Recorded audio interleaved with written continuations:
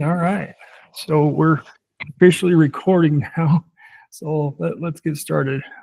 First of all, I appreciate uh, everybody that's here and everybody that's interested in taking notes and whatever you can do to learn about this stuff. I appreciate it. So going forward, we have a few of these study groups left, and is how it's going to work is each study group is actually going to turn into a module. Uh, so anybody new or anybody existing can go through all these modules along with other study materials that I sent out, the study guides, and they can begin to prepare to take the LSRT exam. And that's the hope going forward, that people will use these classes uh, and get ready and take the test. It's a really good opportunity to get your limited X-ray tech license. It's a great license to have. You can do lots of stuff with it. I just appreciate everybody, and I appreciate everybody being here and taking the time to listen. Anyway, thank you guys so much. There was a question brought up yesterday about turning the machine off every single night. Now that's not mandatory. Here in Evanston, ours runs all the time. I've heard of some places, shutting the machines down from the breaker on, and I don't think that we need to do that. When you break the breaker, it can be hard on the machinery. So don't feel bad if you leave your machine on overnight. It's okay. So and if you do, it's fine. But if you do shut it off at night, just don't shut it off from the breaker.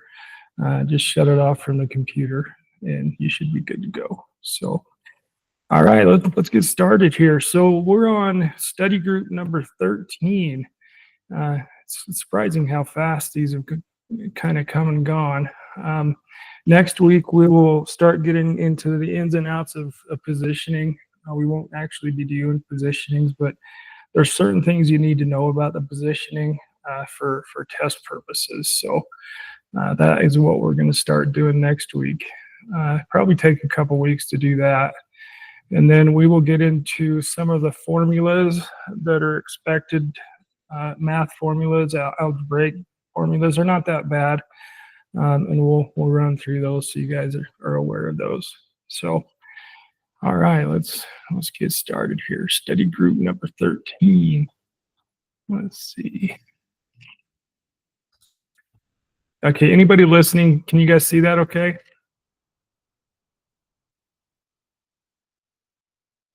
Yes. Yeah. Okay, very good. Thank you very much. All right, we're just going to review a little bit from last week real quick, and we'll get through this as fast as we can for you. So last week, or I guess it was 2 weeks ago now, sorry about last week, I was in Butte doing some stuff up there. Anyway, we talked about what needs to be seen on a radiographic image. So the entirety of the ordered body part, right? If we get an order for a forearm, we do a forearm all the way from wrist up to elbow. Okay, so the entirety of the body part needs to be presented. 2 or 3 dimensions of said body part, whether that be AP, PA, oblique, and lateral.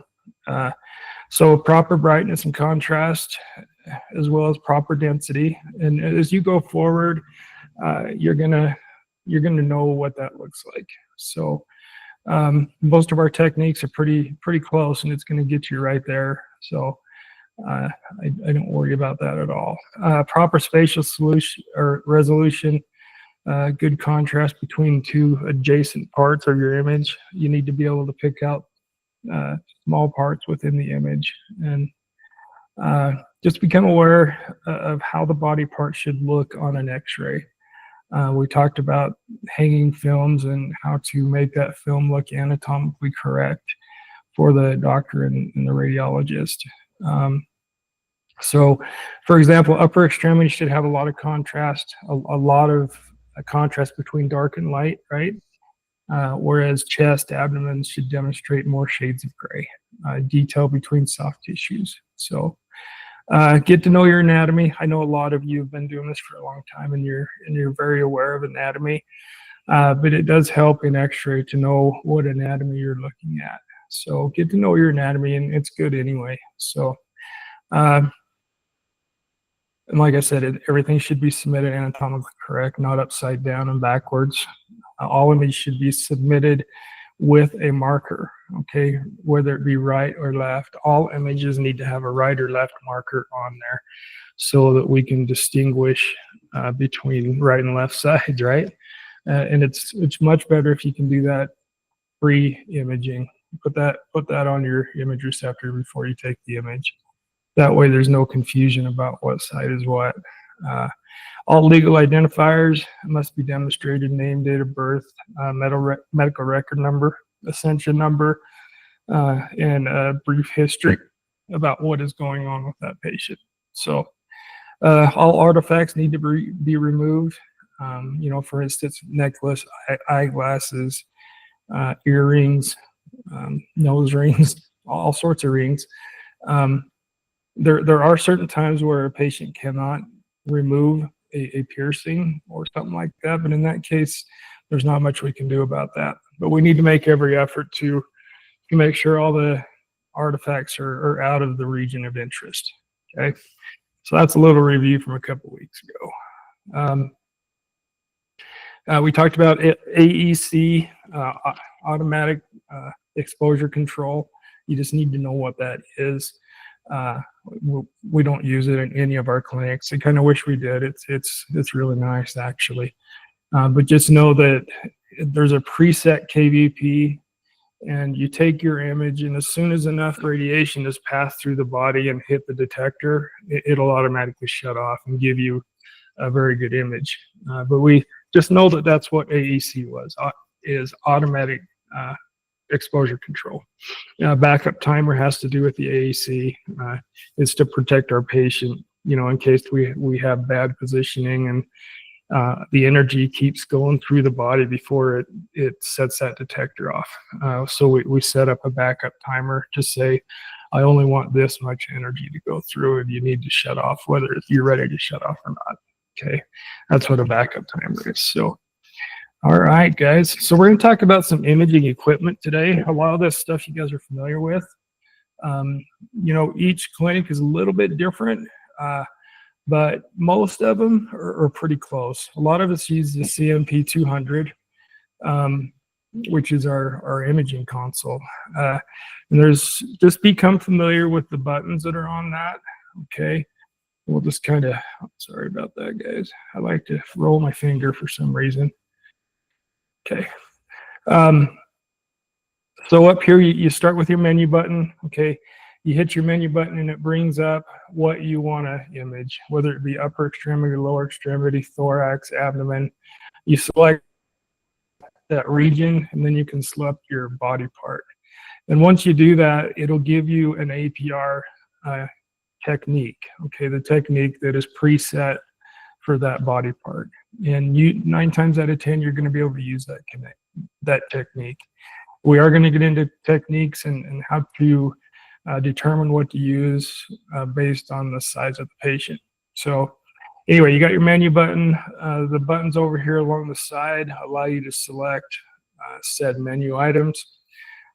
So you can see right here that there's KVP, MA, okay, and DENS. So the MA is the milliamperage, and the DENS is your milliseconds. And normally this comes up as a mass reading. So mass is MA times second times time. So, but you can manually bring your KV up and bring your KV down, or bring your mass up and bring your mass down. Okay, and you won't have to do that a lot, but every once in a while. So here you can select what you want to see, if you want to see mass or if you want to see MA and the seconds. I prefer to look at mass. The problem's already done for me. I don't have to multiply 200 by 0.02 seconds, okay? But yeah, if you select mass on this area over here, you're just going to see the mass along with the KBP, and that's definitely the better way to go. Okay. This next series of buttons is the AEC field. We talked about that a little bit. On all of our units, that is turned off. So even if you tried to select one of those, it's not going to work. Okay. Those little boxes correspond with your image receptor and what cell you would want to use as far as shutting off your technique. This next thing is film screens. Like I say, we don't use film. We're all digital, so you don't have to worry about using those as well. Okay. The next one over is your focal spot, and 80 to 90% of the time we are going to use a small focal spot. When we use the smaller focal spot, it gives us a better picture. It gives us more contrast, more spatial resolution. Okay. When, if we're shooting an abdomen or something like that, we're going to use a large focal spot. It's just not going to give us as sharp as an image. Okay. So just remember that. We usually keep ours selected on the small focal spot, and it's just a good way to go. Okay. Down here at the bottom, you've got your image receptor settings, and this is tabletop, and this one is the upright image receptor. Okay. And then over here, we've got our rotor button. So this starts the anode rotor. It starts the anode plate spinning. You can hear that when you push that button, right? And then when you hear the click, it's time to expose. So you're going to hit the exposure button over here, and you're going to have them both down until you hear a beep, right? Okay. You're going to see this little light up here light up once that exposure is done. Okay. And then you've got your on and off button right here. Okay. Pretty simple, but become familiar with that. If you have any questions, please reach out. Okay. And we can talk about it. So imaging software, all of our software is very, very similar. This software right here is Rayance. And you'll see this in some of the clinics, and even if it's not the exact same thing, it's going to look very similar. This is the page where you input your patient's information, right? Just so you guys know, the indicators right here with a star by it, those are the ones that are absolutely necessary. You can't take a picture unless those are populated. Okay, so if you're really in a hurry, just get the patient's first name, their MRN, the ascension number is going to be there anyway. You don't have to put any numbers because it's automatically generated. And then you would just select your body part and go from there and go take your image. But if you do have time, try and fill out as much of this information as you can. I just think the more information, the better. So. Okay, but get to know your software.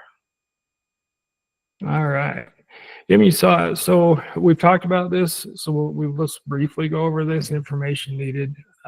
Patient's first and last name, MRN, ascension number, date of birth, patient's sex, whether they're male or female, the referring provider, and patient history and study notes, and then you select your protocol.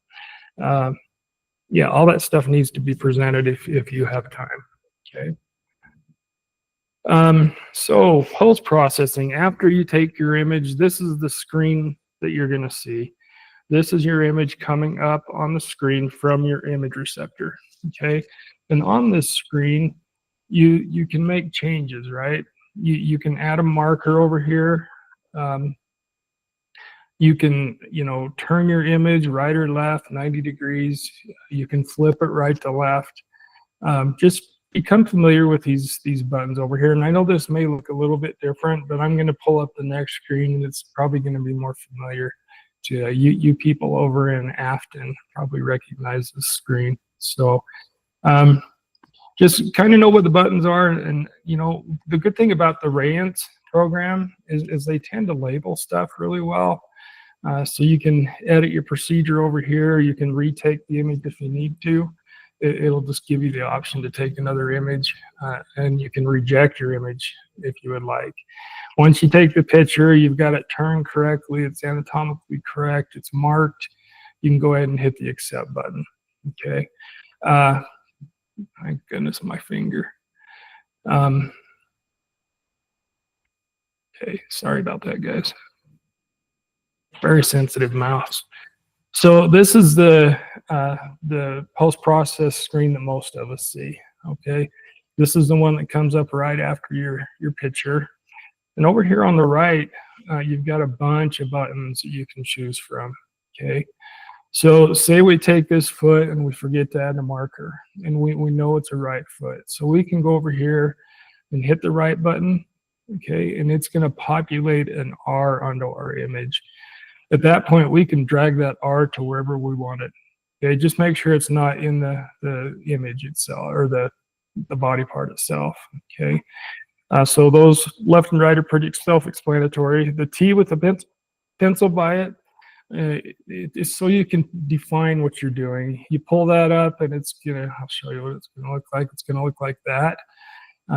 There you can choose APPA, upright, supine, and so on and so forth. And once you hit that button, it's going to populate that image, and you're going to hit OK, as long as that's not in the region of interest, right? I use this a lot, especially when I'm shooting PA films or upright and supine. I will mark that as a PA or an AP or a supine or an upright. Okay, just remember it's the little T with the pencil by it right here, and that's the screen you're going to get right there. Okay, this button next door, you hit that one, and your markers go away. Okay, so whatever you chose on the first one, it'll go away on that second one. Okay, it gives you an opportunity to not use it if you don't want it. So once it's on there, it's not the end of the world. You just hit this button, it'll go away. This next button over here is the pan button. You can pan in and out. It's kind of like a zoom button, just a little bit different. So the zoom button is the next button over. You can zoom in, zoom out. Okay. This next button over here is the fit screen. So if your screen doesn't quite fit the screen, you can hit that button. It'll populate your screen with that image. Okay. If you don't like anything you've done, you can hit this one-on-one button. It takes it back to the original size. Okay. These buttons we use a lot. You know, with some of our machinery, we take a picture and it comes up backwards and upside down. These are the buttons you use to flip your image the way you want it to look, right? So if we took this foot X-ray and it was upside down, we can actually hit this third one over, and that would flip our image right side up. Or you can use the 90-degree turns. Okay, it turns at 90 degrees at a time. Okay, until that image looks the way you want it to look. Yeah, but these buttons right here are very important to be familiar with. Okay, so these are clip buttons. We just don't use that a lot. You can clip part of an image. And you can cut that clip if you want to. We're not going to spend any more time on it than that because we just don't use it. This next button over here is where you can save whatever you've clipped, okay? Or you can delete whatever you've clipped, okay? So this right here, say you take a lateral hip X-ray, and it looks a little bit skitty-wampus in the field of view. You can hit this button right here to rotate your image the way you want it to look. Okay, it's kind of a neat little feature. You click that button and you're able to rotate your image any direction you want to rotate it in smaller increments than the 90 degrees. So if your image is kind of half between sideways and the other way, you can go halfway so your image looks straight up and down. Okay. So masking, if you want to mask something, which you never will, you can mask your image. This next button is really neat, actually. It's the inversion button. Sometimes it's easier to read an image if it's inverted. So what is light turns dark, and what is dark turns light. Try it next time. It's really, really neat looking. Sometimes you can pick up subtle fractures with the inversion bar. You see bow gas and things of that nature a little bit better when it's inverted. Okay, but that's what that is. And if this is just to reset your image the way it was. Okay, this one we're not going to goof with. This you can edit your techniques and how your algorithms work with your image. They're already preset, but you can change them if you had to. We're just not going to do that. Okay. This right here, you're able to edit. Say you take a picture and it's an AP foot, obviously, but it comes up as a lateral foot. As a description, right? You can click on that and you can change that to an AP foot from a lateral foot. And that's a good thing, because sometimes you get going and you get going down the list and you end up with an oblique on a lateral or an AP on a lateral. And with this button right here, you can change that to whatever the image is. So loot is a lookup table. That's not something we're going to deal with either. It's for remapping your grayscale, basically. So you're not going to worry about this. These music notes over here, I'm still not sure what they're symphony buttons. I know that, but not sure what they do. So I'm sorry about that. This right here, you can reset your contrast to where it was right after your image. And then these down here to bring down your contrast and take up your contrast, or bring down your brightness or take up your brightness, or become more bright. Okay, you can do the same thing as these buttons with a right click. You can right click and drag and make your image darker or lighter or more contrasty or more dense. As long as you have enough information there, you can do that with just a right click. But these buttons down here do the exact same thing. Okay, and these buttons over here, these are just your system buttons, your work button, your lists, your exam button, what exams you have in your system, your post-process button. This is the one you work on right after you take your image. And then once you save this image, it's going to go to the output button, okay, which is the next one right here. Not there, right here. Okay.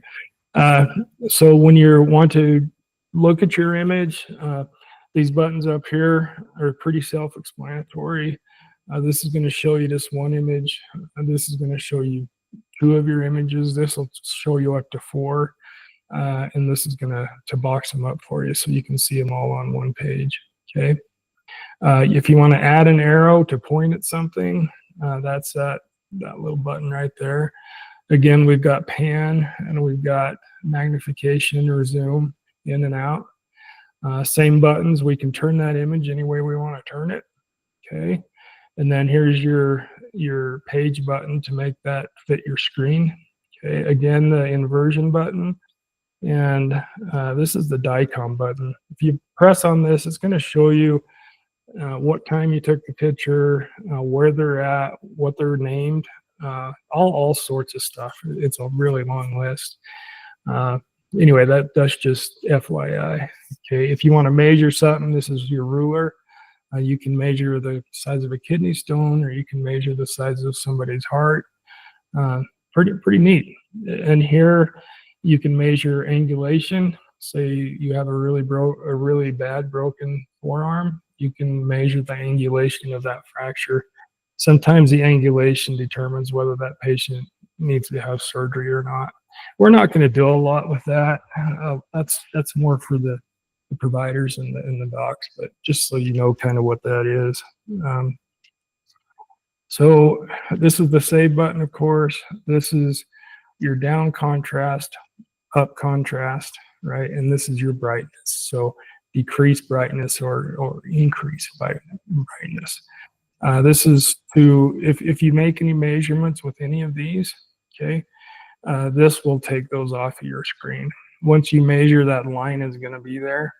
So this button right here, you can erase that. Okay. This is where we're going to send our images. Most places will have a one packs. Some of them are named a little bit different. You just need to make sure that that is check marked. And we go down here, and I usually hit this button if I have more than one image. It's just going to send everything that you took. Okay. If you just want to select an image and then hit that middle button, it's just going to send that selected image. Okay. Okay, very good. That's kind of what those buttons are. So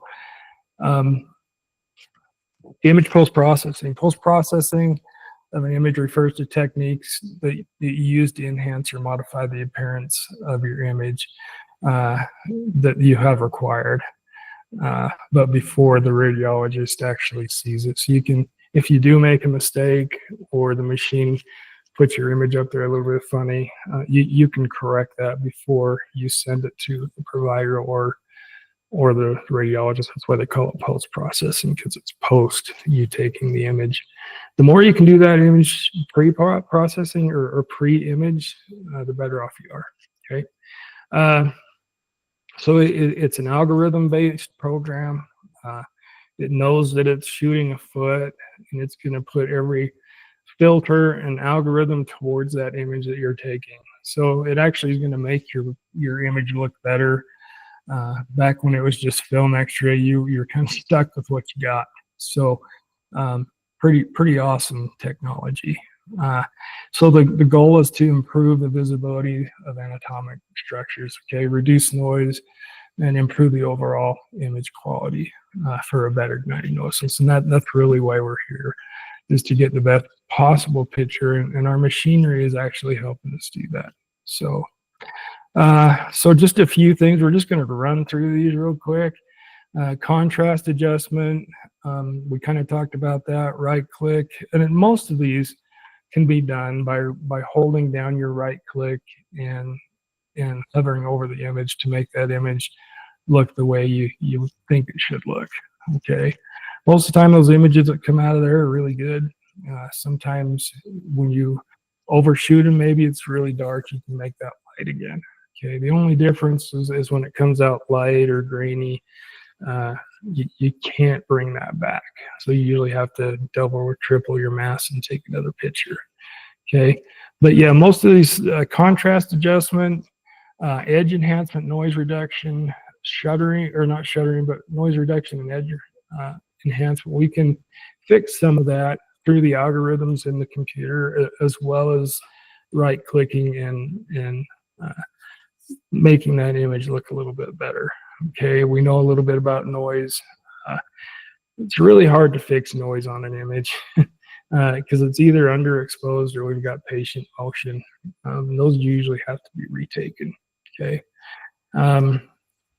Shuttering, we talked about collimation a lot. So if you take an image and you've got your image and then there's all sorts of space around it because you didn't collimate very well, you can grab those edges and you can shutter them down and you can collimate to the area of interest. It doesn't help your image at all, but it's going to make you look a little bit better. Okay, it's very important that we collimate before we take the picture, but that is an option for us. Okay. So the benefits of post-processing, they're pretty obvious. Post-processing can enhance the clarity and visibility of an anatomic structure, making it easier for the provider and radiologist to diagnose various conditions, right? Reduce noise. Noise can obscure important details. Post-processing techniques can help reduce, and most of those are built-in algorithms that we don't have much to do with. Okay, you enhance contrast. You can make your image more contrasty. You can make it have more shades of gray. It's really pretty awesome. Okay, it facilitates diagnosis. The better the picture, the better the diagnosis, and it's a lot easier for the provider to see something if it's a good picture. Okay, enhanced clinical insights. Post-processing can improve additional data and information, such as 3D reconstruction, and help with the treatment plan. right? So in summary, post-processing of an image is an important step in the diagnostic process. It allows the provider and radiologist to optimize the image for viewing and interpretation, leading to better diagnosis and accuracy and ultimately patient care, okay? We owe that to the patient to give them the best images that we can. So we're all familiar with the PACS system. The one we use for Sterling is OnePACS. And PACS actually stands for Picture Archiving and Communication System. It's where we do all of our sending. They store our images for us. So, you know, if somebody comes in a year later, those images are there. We don't have to go into a big file room and pull their file and look for individual x-rays. It's really, really handy. So digital storage and retrieval, I just talked about that. It's so much easier to have a PACS system and have all your images at a finger's touch, okay? Of course, it's going to improve workflow. We can send images to anywhere in the world, and that's pretty awesome. You know, back when we had films, it was tough. You had to digitize your films and send it to different, and they weren't great. So yeah, definitely your workflow is improved. Remote access, PACS can be, you can get on PACS, our system right here in Evanston, Wyoming. You could be in China and you could get on there and see the images. It's pretty awesome. And, you know, it allows us to integrate with other facilities. Say we work closely with a hospital or an OR or an orthodoc. We're able to send those images right to that doctor's computer and they can see it right away.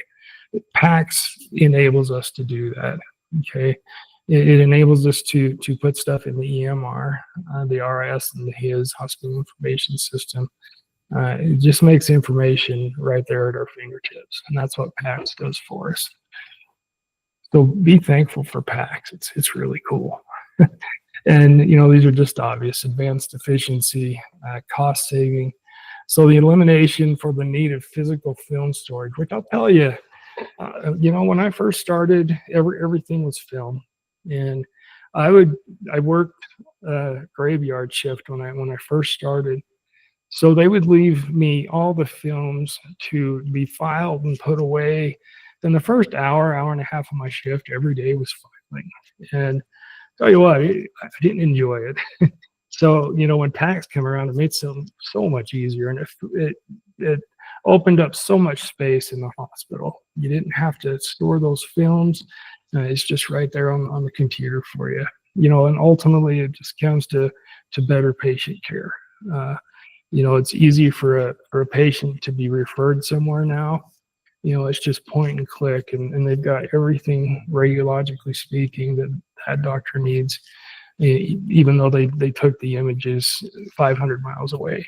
It's pretty awesome. So know what PACS system is, okay? Okay, and this is just kind of a little thing that shows the efficiency of PACS. We've got a PACS server. I'm not sure where OnePACS is, but here we've got our imaging center, our urgent care, and we send our stuff from our computer to that server, right? And that server can be accessed from, the patient can access that, teleradiology.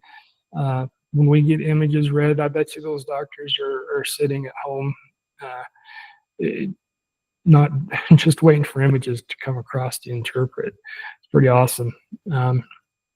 Okay, but yeah, PACS is very efficient and very nice. DICOM, I just need you guys to know what DICOM stands for. It stands for Digital Imaging and Communication in Medicine. You know, when I first heard that, because I'd heard DICOM images, and I never knew what that was stood for a long time. And it's Digital Imaging Communication in Medicine. It's crucial for radiology.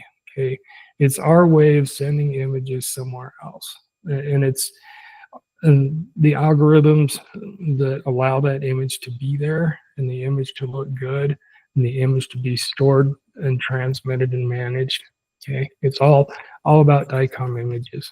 Okay, so DICOM provides a common language and format for medical imaging, allows for different medical imaging modalities to communicate and share information efficiently. So, you know, those images or impacts are all DICOM images. So, and it does you know, it helps us in the same way that PACS does. We kind of went through those already. DICOM is the backbone of digital imaging, enabling efficient and reliable use of medical image information. Okay, we're just going to run through this real quick. A lot of it is pretty self-explanatory.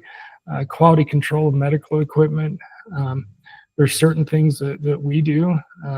Acceptance testing.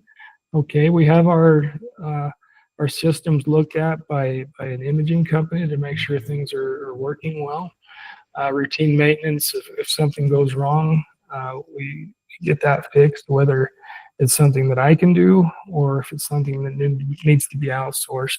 So if you do have a problem with your image system or you can see that a problem is starting, that's when you need to report it so we can get that stuff to work. Okay.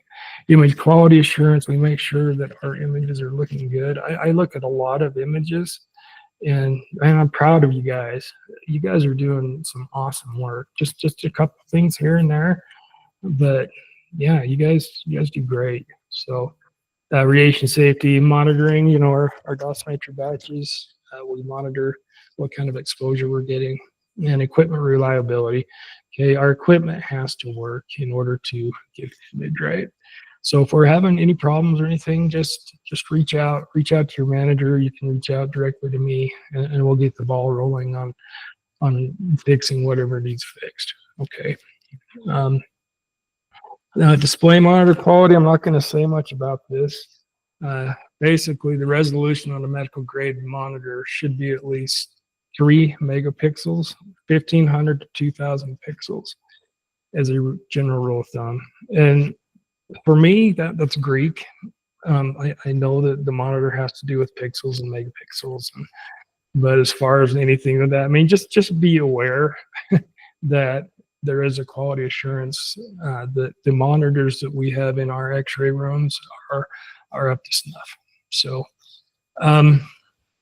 you know, that's pretty much all I need to say about these standards are set forward by the AAPM, the American Association of Physicists in Medicine, or the ACR, the American College of Radiology. Anyway, just know that there's things in place to make sure that the quality of the imaging monitors that we use are good. Okay.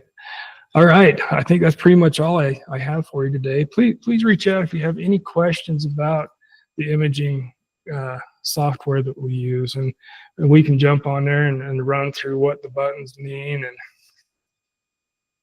And yeah, so anyway, thanks so much for being here today. We'll see you next week. We'll start talking about some positioning stuff that you need to know for testing purposes and just for general you know, taking images daily. Okay, it's going to be kind of cool. So thank you guys so much for being here today, and I hope you guys have a great rest of your week and weekend, and we'll catch you on the flip side. So see you guys. Thank you. Bet you. See you guys.